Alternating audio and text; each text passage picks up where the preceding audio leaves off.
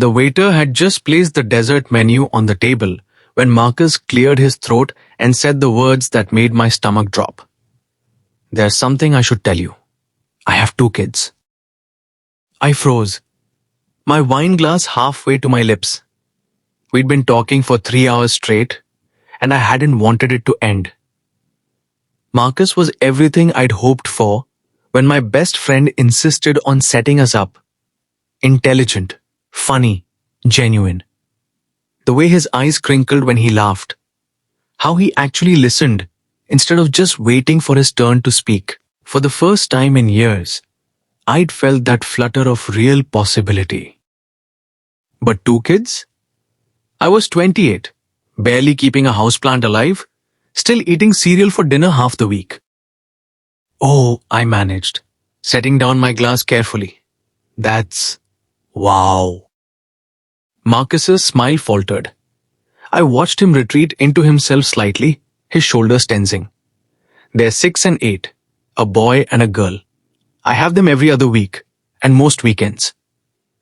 He was speaking faster now, like he'd rehearsed this.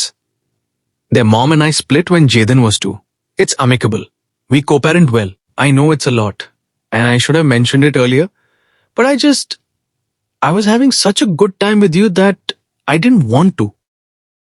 "Can I see a picture?" The words came out before I'd fully processed them. His expression shifted to surprise, then cautious hope. He pulled out his phone, hands slightly shaky, and turned it toward me. 2 beautiful kids beamed from the screen. The girl had her hair in elaborate braids with colorful beads, and the boy was missing his front teeth, grinning like he'd just won the lottery. "That's Amara and Jaden," Marcus said softly, his whole face transforming as he looked at them. "This was at the aquarium last month. Jaden wants to be a marine biologist now. Last month, it was an astronaut. Amara's really into dance, and she's bossy as hell, but in the best way. She keeps both of us in line." I stared at the photo, my mind racing. I thought about my own father, who'd left when I was 7 and turned into a birthday card twice a year. I thought about my therapist asking me why I kept dating emotionally unavailable men. And here was Marcus, leading with what scared most women away, because his kids weren't a footnote in his life, they were the headline. "I'm scared," I admitted, surprising myself with the honesty. "I don't know anything about kids. I panic when my niece asks me to play dolls. I've never even considered dating someone with children." Marcus nodded slowly. "I get it, Simone. I really do. And there's no pressure here. If this is a deal breaker, I understand. But I'm not looking for a mother for my kids. They have one. I'm just looking for someone who can accept that they're the most important people in my world. And if she and I build something, she'd be choosing to be part of that world too, at whatever pace works." The restaurant buzzed around us. Clinking glasses, low conversation, someone laughing at a nearby table. My heart was pounding. "Tell me more about them," I said quietly. "What are they like?" Marcus's face lit up, and he launched into stories. Jaden's obsession with dinosaurs, Amara's elaborate tea parties where her stuffed animals had complex backstories. The way they argued over who got to pick the movie but always ended up cuddled together on the couch anyway. How Jaden had cried when he lost his favorite rock collection, and Amara had given him half of hers without being asked. I listened, watching this man talk about bedtime routines and parent-teacher conferences with the same passion other men talked about sports or career achievements. And something inside me shifted. "I can't promise I'll be good at this," I said when he finished. "But I'd like to try.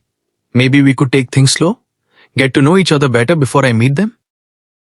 Marcus reached across the table, his hand stopping just short of mine, asking permission.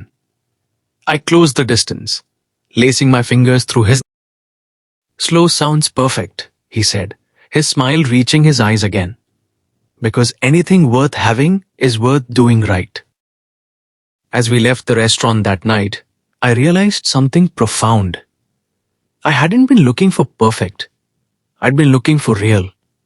And real came with complications, with responsibilities, with two kids who deserved a father brave enough to be honest about them on the first date. 6 months later, I'd meet Amara and Jaden at a butterfly pavilion, my hands sweating and heart racing. Amara would hold my hand and tell me I was pretty, and Jaden would infodump about metamorphosis for 20 minutes straight. It wouldn't be easy, and there would be moments I'd doubt myself. But that night, saying yes to possibility instead of running from complexity was the moment everything changed. Sometimes the best things in life don't come in simple packages. Sometimes they come with chaos and carpools and Saturday morning cartoons. And sometimes, if you're brave enough to stay at the table when it would be easier to leave, they come with a love deeper than you ever imagined possible.